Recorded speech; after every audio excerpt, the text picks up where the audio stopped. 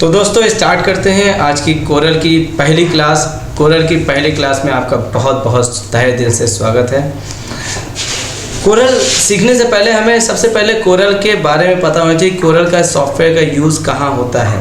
ठीक है, तो कोरल सॉफ्टवेयर का यूज़ होता है ग्राफिक डिज़ाइनिंग में। जितने टाइप की कंपोजिंग का वर्क होता है वो सभी कंपोजिंग वर्क हम लोग कोरल पे ही करते हैं, जैसे कि फ्लैक्स है, बैनर है, कंपनी के लोगो वगैरह हैं, बिल बुक है, फॉर्म है, जितने भी कंपोजिंग वर्क, कैलेंडर वगैरह डिज़ाइन करना है, तो ये सभी चीज़ें हम लोग कोरल पे ही करते हैं। कोरल के अलग अलग वर्जन्स हैं, कोरल 10, 11, 12, 13 से जो वर्जन पूरा अभी तक जो चलता चला आ रहा है, तो वो 13 से 18 तक जो है X करके आया, मतलब कि X3 मतलब 13 हो गया, X मतलब रोमन का 10, X4 14, इस तरीके से आप चला है। प्रेजेंटली चल रहा है कोरल 2022।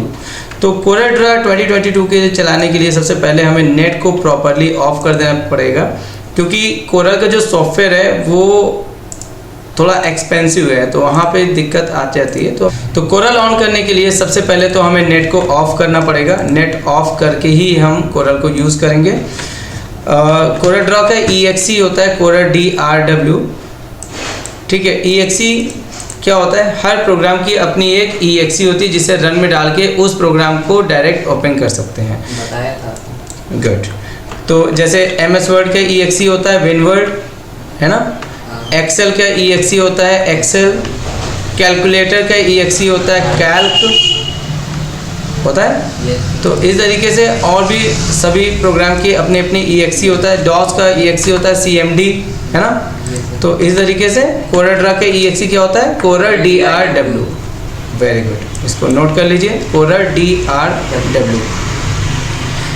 हमारे इस चैनल को जब जब आप लोग देखिए तो कॉपी पेन लेके देखिए, तो उससे आपको ज़्यादा बेनिफिट होगा, क्योंकि हमेशा आप YouTube की वीडियोस को नहीं देखते रहोगे। आपको जब चाहिए तो कॉपी पेन लेके बैठिए, आराम से नोट कर लिए, तो आपके आगे के लिए बेनिफिट साबित होगा। नोट्स बने रहेंगे तो अच्छा है। ओके कर देते हैं। तो आप यहाँ पे देख रहे हैं कि कोरल ड्रा का ये सॉफ्टवेयर हमारे सामने ओपन हो रहा है। यहाँ पे हमें स्किप करना पड़ेगा।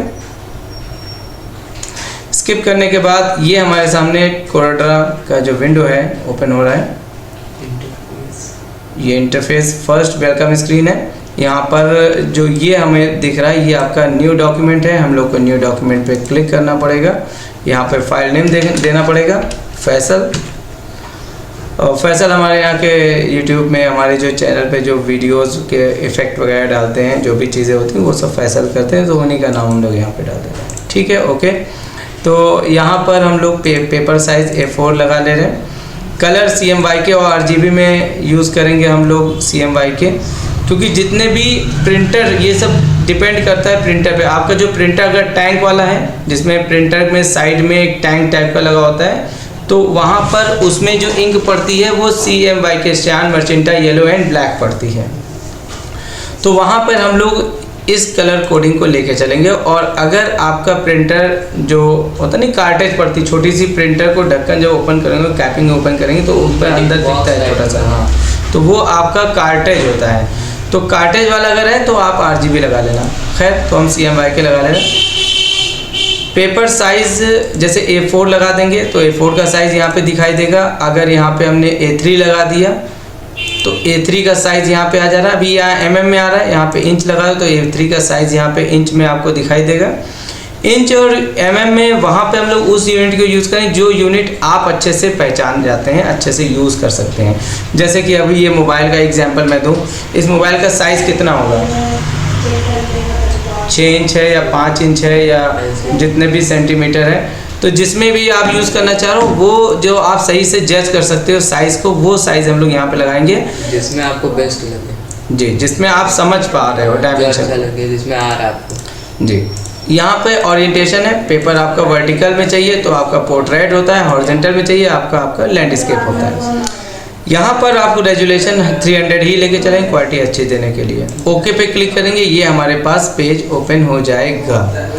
तो यहाँ पर आप देख सकते हैं कि ये आपका पेज फैसल के नाम से ओपन है। यहाँ पे इस समय जो आपकी स्क्रीन पे दिख रहा है ये आपका पेज है। पेज की प्रॉपर्टीज़ यहाँ पे आपको ऊपर साइड से दिखाई देगी। तो ये ऊपर साइड पे जो भी चीज़ें यहाँ पे सेलेक्ट होगा, उस जैसे सपोज दैट यहाँ पे सर्किल सेलेक्ट अगर होगा तो सर्किल की प्रॉपर्टीज़ ऊपर आ जाएगा।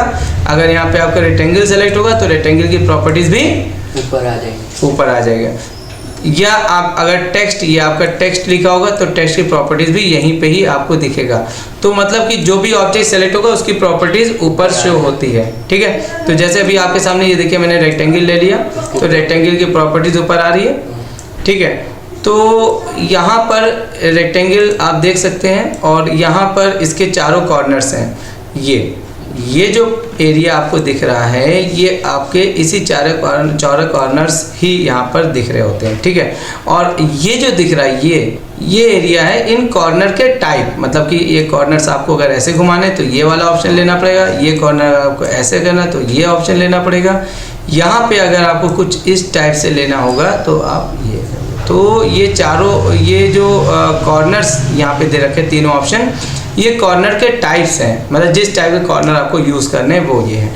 और यहाँ पे आपको ये दिख रहा है इस लाइन की थिकनेस है, जो इसकी विड्थ है कितने पीटी फॉन्ट साइज है। तो चलो इसको करके देखते हैं। तो जैसे ये हमारे पास रेक्टेंगल है, यहाँ पर हमने साइज़ इसको मतलब घुमा दिया 0.5। तो देखिए अगर इसको 2 कर दे रहे हैं तो ये कि 2 पे राउंड होगा। इस समय ये ऑब्जेक्ट सेलेक्ट है, ठीक है। अगर हम इसको ये टूल सेलेक्ट करेंगे, ये टूल सेलेक्ट करेंगे तो जैसे अब जैसे एक ये कर रहे हैं तो ये सभी एक साथ हो जा रहे हैं। हम ये नहीं चाह रहे हैं कि एक साथ हो, तो इसके लिए लॉक को अनलॉक करना पड़ेगा। यहाँ पे वैल्यू को 0 करना पड़ेगा, यहाँ पे वैल्यू को 0 करना पड़ेगा। 0 करके फिर एंटर कर देंगे, ये देखिए वैल्यू अलग अलग हो गई, ठीक है। यहाँ पे लाइन की थिकनेस को बढ़ा देंगे।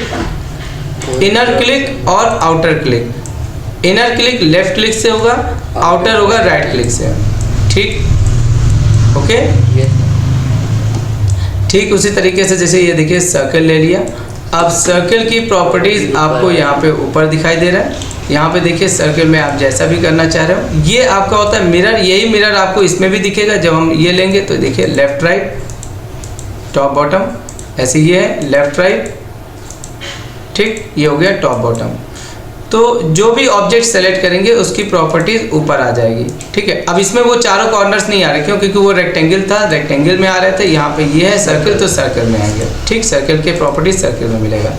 यहाँ पे लाइन की थिकनेस को आप बढ़ा सकते हैं, घटा सकते हैं, ये आप आसानी से मैनेज कर सकते हैं, ठीक है ना।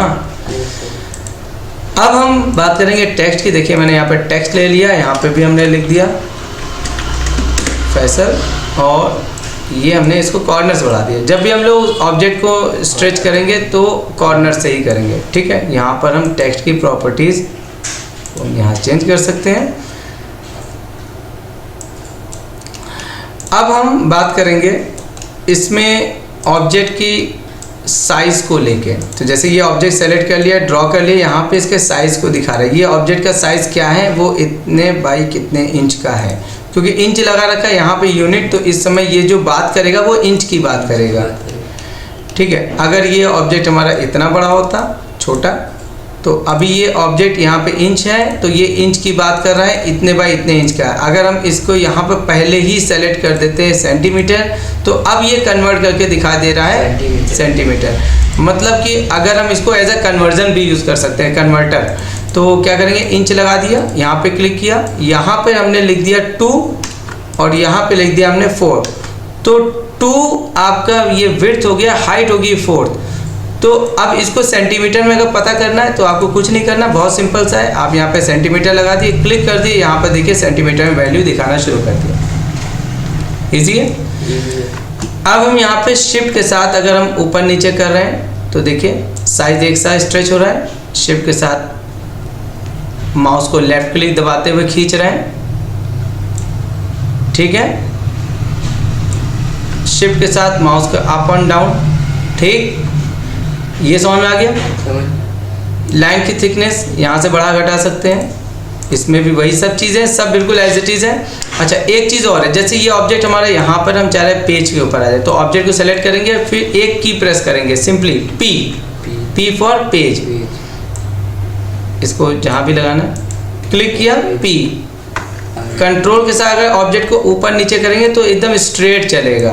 मतलब पी जैसे हमने दबा दिया, लेकिन पी रहे बीच में ही रहे, लेकिन ऊपर नीचे बराबर से रहे, मतलब लेफ्ट और राइट बराबर है, ऊपर नीचे खाली मूव करना हो। अब जैसे हमने ये लिया, अब इसको पेज पे लगाना है तो P शिफ्ट के साथ छोटा बड़ा करेंगे तो हर तरफ से बड़ा होगा। अब जैसे ये है, शिफ्ट के साथ ऊपर नीचे कर रहे थे, ठीक है। तो एक एक चीज़ को आप प्रैक्टिकली करके देखेंगे, अच्छे से करके देखेंगे, तभी आपको समझ में आएगा, ठीक है। तो अगला है, जैसे कि ये हमने एक ऑब्जेक्ट यहाँ बना दिया, एक ऑब्जेक्ट मैंने यहाँ पे बना दिया। अच्छा, ऑब्जेक्ट को अगर डबल करना हो तो क्या करेंगे?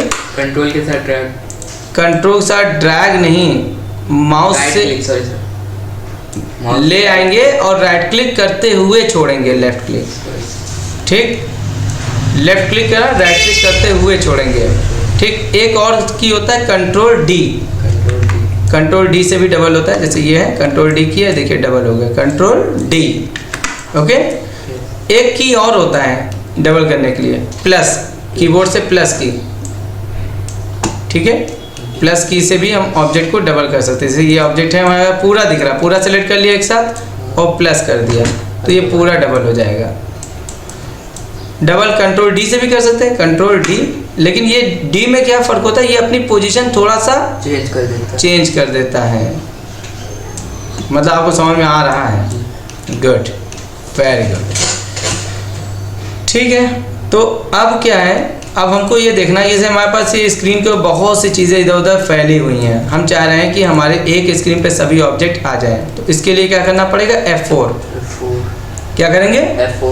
F4 से क्या होगा, पूरी स्क्रीन में, मतलब ये जो फाइल है, हो सकता है बहुत ज़्यादा फैले हुए इधर उधर फाइल पे मैटर्स वगैरह जो भी ऑब्जेक्ट्स वगैरह होंगे, ये बहुत ज़्यादा डिस्क्राइब मोड में होंगे। तो F4 करेंगे तो पूरे ऑब्जेक्ट एक साथ दिख जाएंगे। अगर हम यहाँ पे शिफ्ट F4 करते हैं तो ये सिर्फ पेज का एरिया दिखाई देगा, और अगर यहाँ पे शिफ्ट F2 करते हैं, जैसे ये बहुत दूर है ऑब्जेक्ट, ये यहाँ पर है, ये अब मुझे शिफ्ट F2 करना है, मतलब सिर्फ इसी ऑब्जेक्ट को देखना है, तो क्या करेंगे? शिफ्ट F2 से सेलेक्ट वाली चीज़ दिखाएगा जी, सेलेक्ट जो सेलेक्टेड है, सपोज ये सेलेक्टेड है, शिफ्ट F2, ठीक है। मतलब समझ में आ रहा है? तो बस आज के लिए इतना ही, बहुत ज़्यादा नहीं बताएंगे, बहुत ज़्यादा बताएंगे तो बहुत ज़्यादा चीज़ें मिस भी होने के चांसेस हैं, और स्टेप बाय स्टेप सीखेंगे ताकि हम लोग को हर एक चीज़ सही तरीके से समझ में आए। नोट्स बनाते रहेंगे, और इस चैनल को ज़्यादा से ज़्यादा सब्सक्राइब कीजिए, शेयर कीजिए और बेल आइकन ज़रूर दबाइए, क्योंकि हमारे यहाँ पे जितने भी वीडियोस हम लोग यहाँ पे डालते हैं, उसमें क्या होता है ना कि हम लोग जितनी भी हिडन चीज़ें होती हैं उनको भी शो कराने की कोशिश करते हैं, जो आप लोग को नहीं पता होती हैं, ठीक है। तो कमेंट कीजिएगा, जो भी अगर आपको कोई चीज़ नहीं समझ में आए आप मुझे बताइए, तो ताकि हम उसमें और ज़्यादा अपग्रेडेशन कर सकें और ज़्यादा चीज़ें को अच्छे से ब्रीफ कर सकें, ठीक है। जब तक के लिए यहीं तक, थैंक यू।